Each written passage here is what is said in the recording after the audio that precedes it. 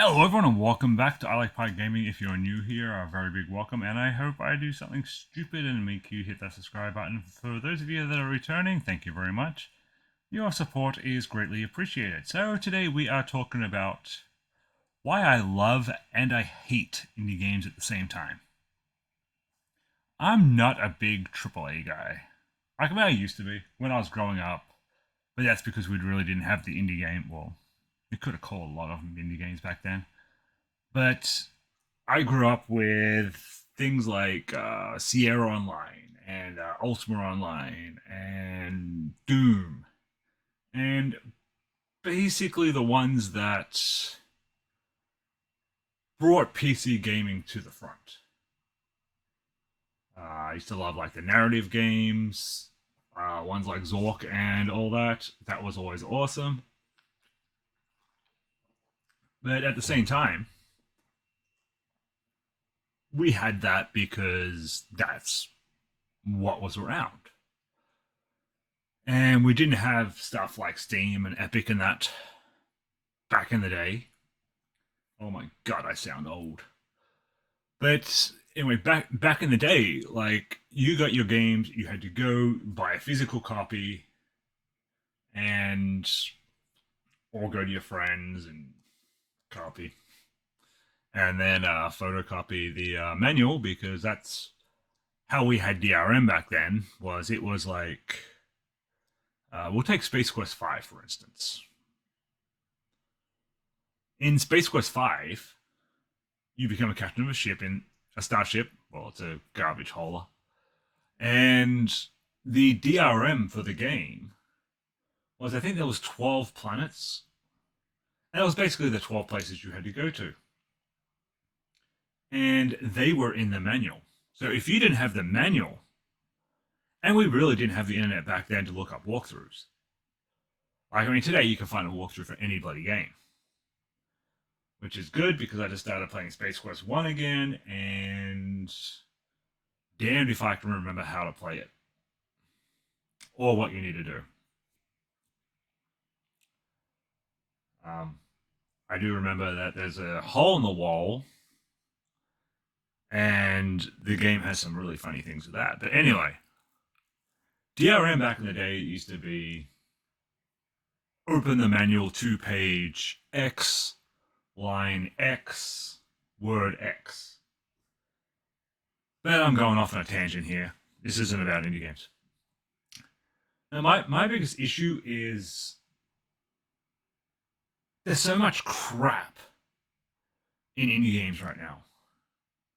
I mean, you look at the one games like say, Factorio, Rimworld.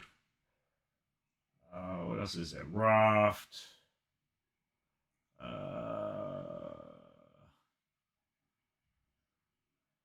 Drudge is one of the big latest ones. Anyway, you look at those games, and as soon as they become popular, you end up with 10,000 different variants. And a lot of them, this could just be me, and just the way things look to me when I'm looking at it. In that a lot of them seem to be, they'll put out great concept art, they'll put out a great concept for a story, and then they'll be like, yeah, we need money to finish the game. And as soon as they make money, they're like, oh no, this isn't a game for us. But we have a new game. This is the concept for it. This is the concept art for it. Give us money. I find that the indie sort of cycle for games is basically you have like 1, 2, 3, 4 big ones. And then anyone that can program. I mean, all the love to them because I can't program my way out of a paper bag. It takes me like half an hour to get my computer to pop up "Hello World."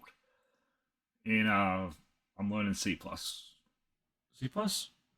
No, I'm learning C sharp and Python right now. And heaven forbid I actually like try to do something with them. But that's beside the point. The fact that I suck at programming really isn't anyone's fault but my own. Because I didn't start programming until I was almost 40. And I am now. What year is this?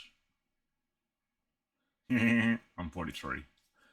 Anyway, I mean, me sucking at program really does suck because half of the certifications I'm going for now that I've finished college and that is a lot of them have to do with automation and a lot of them have to do with programming and PowerShell and all that. But anyway, I'm going off on a tangent again. I do apologize. I do have that habit. I'm like one of those people that'll be walking down the road and I'll be having a great conversation with you and it's like, oh, squirrel! And then people are just like, the hell is wrong with you? And I'm like, I don't know. Have you seen my kid? My kid's exactly like me, too. Only my kid won't see one squirrel. My kid will be like, squirrel, squirrel, squirrel, squirrel, squirrel, squirrel, squirrel, squirrel. But getting back to what I was saying. I love indie games because I think that indie games, for the most part, surpass a lot of the AAA titles. I find a lot of the AAA titles are really shallow. They're going right now. Right now, a lot of the AAA games are going more for look at what we can program, look at how we can make this look, rather than we have a really good narrative idea going that's really deep, really engrossing. They're more of a let's make this look as good as we can, and hopefully it will overshadow this fact that our story sucks balls. Um, I think that's one of the biggest issues right now with AAA titles. And indie games, like I find indie games have the opposite. A lot of indie games will have really, really good storylines. They'll basically be like 8-bit graphics. I mean, I don't care. That's how I grew up. I love, I love pixel games. I love 8-bit games. I love like most games, but I suck at most of them too. Which, if you've seen any other video on my channel, you'll know I suck really badly at games. But it doesn't stop me playing them. But that's what I find. Like, I mean, you look at the evolution of Fallout. And I mean, I'm not picking on Fallout because Fallout used to be one of my most beloved franchises. But you look at Fallout 1. Huge world, huge story, huge narrative. Like, you couldn't go 2 steps in that game without finding lore, or finding a story, finding a side quest, finding something interesting. Fallout 2 the same way. Really good story, really well worked, and even up to New Vegas. New Vegas, I loved New Vegas. But then you had Fallout 4. Fallout 4 wasn't even that much of a graphical difference from New Vegas. I mean, I have glasses, so my eyesight isn't good. I mean, I'm sure someone with like 20/20 vision, 8K monitor, and that will be like, but there's a huge difference between them. There's a difference, but it's not marginal. And then you had Fallout 76. I mean, Fallout 76 to me looks like a beautiful game. I only played a little bit because I really couldn't get into it, but it looks like a beautiful game. But I couldn't find a good storyline. The storyline seemed really shallow and almost like an afterthought. But that's the thing that I love about indie games is indie games, a lot of indie developers know that they don't have the team to put together a stunningly realistic looking game. So a lot of them will work on the narrative. And I think that's one thing that a lot of games these days are missing is the really good narrative. I mean, I understand if you're a kid these days, you got so much being thrown at you that if something looks good, you don't really go looking for the narrative. You basically just, oh, there's a bit of a story. Oh, cool. But this is great because I get to run around and kill things. But and there's a little bit of a story to keep me interested. When the old timers, when computer gaming was first started up, first going, it was if you didn't have a good narrative in your game basically failed. Even Doom, the original Doom in that. I mean, you play through that, there is very little of a storyline. The storyline is essentially demons invade, you go kill. But at the same time, you can feel a bit of the storyline as it goes along. But a lot of games these days, it's like I was playing what World of Warcraft, Dragonflight. I find a huge difference between when I was in the beta for World of Warcraft, like before it even came out, before that, and the storyline back then was absolutely fantastic. And today, I mean, I can get into the storyline, but it doesn't pull me in as much as the beta did. It just doesn't. It doesn't teleport you. I think that's one of the big things about games, especially for me. I use games as an escape. I always have. If my day's being like really shitty, I'll play a game. If I'm depressed, I'll play a game. I'll basically play a game to escape. That's why I like games that I can get really deep into, really deep in the narrative. So I can forget all the stuff that's going on in my life. And I mean, I know some people who choose drugs, some people who choose alcohol. I've been there with the alcohol. After my wife's death, I drank way too much. But then I got back into gaming, and now, I mean, I went through my Steam library the other day, my Epic library, and I got so many games on there that are like half done that the devs just stopped. They made huge promises. The games looked absolutely fantastic, and then they disappeared, and they cropped up with a new game. And there's something on my screen that is absolutely bugging me. I need to clean my freaking screen. I think I sneezed on it. But that's the thing, though.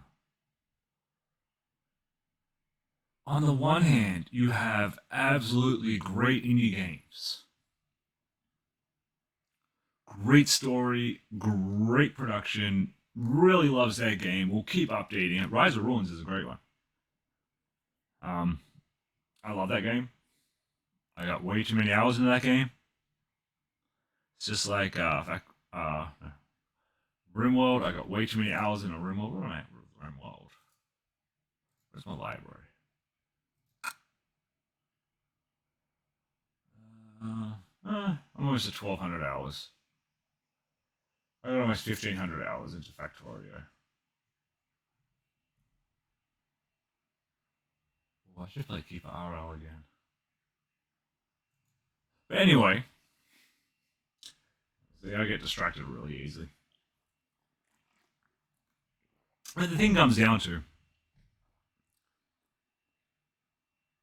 those people in the indie genre that are basically the bait and switch, that are basically the give money so I can finish game and then gets monies and, oh no, I'm going to start a new game, a better game. They really need to get out of the indie games. Because part of the problem is there's so many of them out there right now, and there's so many of them that are just throwing games out there to make money and doing the bare minimal effort in an attempt to get out there. That the really good games that shine in the indie developers cannot get into the air. They are getting smothered by crap. And yes, I understand. People have to start. People have to... Most indie games, or at least most indie developers, are going to have shitty game, shitty game, shitty game, great, good game, great game, shitty game, great game. I understand that. I really do. But at the same time, all they're doing is smothering the good indie games. I mean, you go on itch.io. That place is like the Wild West of people that will just dump any old BS on there and call it a game. They really will. And the other issue is one game will go viral. RimWorld, Raft, Factoria. And then you will have 500 different versions of that game. It's basically the same, but with like a fairly little spin on it. So they can say, oh, look what I made. When it's essentially the same thing. But at the same time, I mean, with indie games, there are some good ones that come out of that. Clanfolk is one that I'm playing right now, and that I put a fair bit of time into. I think that's a great clone copy adaptation of RimWorld. It's really well thought of. It plays like RimWorld, but it feels different. I think that's what the indie developers need to do more. Is if you're going to copy or clone a game, make it feel different. Don't make it feel exactly the same. Don't just be like, oh, you're crash landing on a planet here. Build a place. That doesn't really work. It doesn't really work. And I mean, some of these developers may have really, really good skills, really good ability. But like most people in the world right now, they're more worried about bringing in the dollars rather than the love of the game. And I think that's another thing that's missing from when I was growing up with games. If somebody put out a game, it took them years to do it. And a lot of the games were put out with the belief that they could make a series out of it. Going back to Sierra Online, I mean, you got King's Quest, Space Quest, Police Quest. Hero Quest? Or was Hero Quest somebody else?